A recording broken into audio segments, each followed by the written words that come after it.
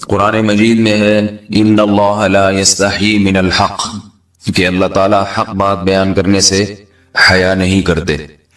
حدیث میں بھی بعض ایسے مسائل کو اللہ کے رسول نے بیان کیا ہے صلی اللہ علیہ وسلم نے جو بظاہر حیا کے خلاف ہیں، مگر اس لیے بیان کیا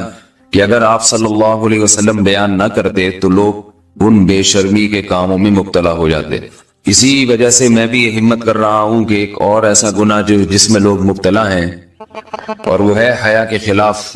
مگر ہے بہرحال شریعت کا مسئلہ اور لوگ اس میں گناہ میں مبتلا بھی ہیں، اس لیے بتانا ضروری ہے۔ وہ یہ ہے کہ لوگ شادی کے بعد بھی آج کی نوجوان نسل زوجہ سے، بیوی سے غیر فطری طریقے سے ہم بستری کرتے ہیں۔ انٹرنیٹ پہ بیہودہ فلمیں دیکھتے ہیں تو جو چیز انگریزوں کی دیکھ رہے ہیں کہ ان کے کلچر آہستہ آہستہ میڈیا کے ذریعے ہمارے معاشرے میں بھی آ رہا ہے۔ اللہ کے رسول صلی اللہ علیہ وسلم نے لعنت فرمائی ہے، ایک روایت میں ہے کہ اللہ اس کی طرف دیکھے گا نہیں کہ جو اپنی زوجہ سے پچھلے راستے سے ہم بستری کرے گا۔ یہ بیماری بھی، یہ گندگی بھی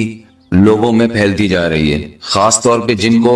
لڑکوں سے بدفعلی کی عادت پڑ جائے تو وہ زوجہ سے فطری راستے سے ہم بستری نہیں کرتے۔ اللہ نے فرمایا کہ نساؤکم حرث لکم،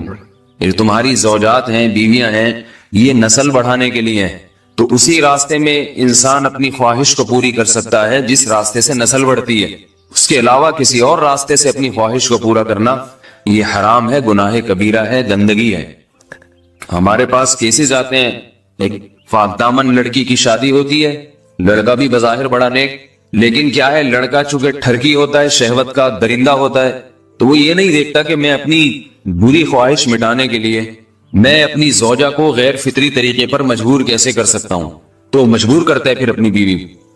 اس میں جو عورتیں زیادہ پاک دامن نہیں ہو، نیک نہ ہو، یا ان کو یہ ڈر ہو کہ طلاق ہو گئی تو ہم کہاں جائیں گے، وہ پھر اپنے شوہر کے ساتھ اسی غیر فطری طریقے پر آمادہ ہو جاتی ہیں، اور اس کا عذاب اور اس کا وبال یہ ہوتا ہے کہ کچھ دنوں میں ان کو بھی اسی کی لت پڑ جاتی ہے۔ انسان جب بھی کوئی غیر فطری راستہ اختیار کرتا ہے، آخرت کا عذاب تو بعد میں، دنیا کا عذاب یہ آتا ہے کہ پھر اس کو لذت فطرت میں آتی نہیں ہے، تو جو راستہ اللہ نے رکھا اس میں اس کو لذت نہیں آئے گی، وہ گندگی میں ہی گھسنے کی کوشش کرے گا، اس کی بھی فطرت خراب ہو جاتی ہے، اور جس کے ساتھ یہ بدفعلی کی جائے اس کی بھی فطرت خراب ہو جاتی ہے، وہ بھی پھر کسی کے قابل نہیں رہتے۔ تو اپنے جان پر رحم کرنا چاہیے۔ ہم انسان ہیں، ہم درندے نہیں ہیں، ہم گھوڑے نہیں ہیں، ہم گدھے نہیں ہیں، ہم جانور نہیں ہیں، ہم انگریز نہیں ہیں۔ انگریز نے تو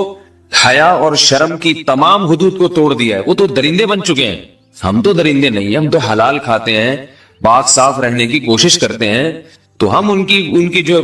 کلچر دیکھ کے ہم ویسے درندے بننے کی کوشش کیوں کریں؟ تو یہ بہت بڑا وبال ہے، بہت بڑی برائی ہے جو ہمارے معاشرے میں